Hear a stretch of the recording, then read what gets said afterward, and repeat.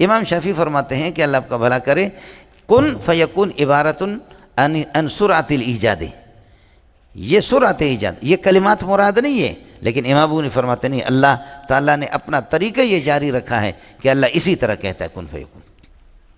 समझते हैं आए? लेकिन यह है कि अल्लाह मिनट में कर देगा, एक सेकंड में भी इस तरीका पर होगा। कारी साहब की तरह नहीं होता। इज़ा क़ज़ा अम्रन फ़इन्नमा यक़ूलु लहू कुन फ़यकुन।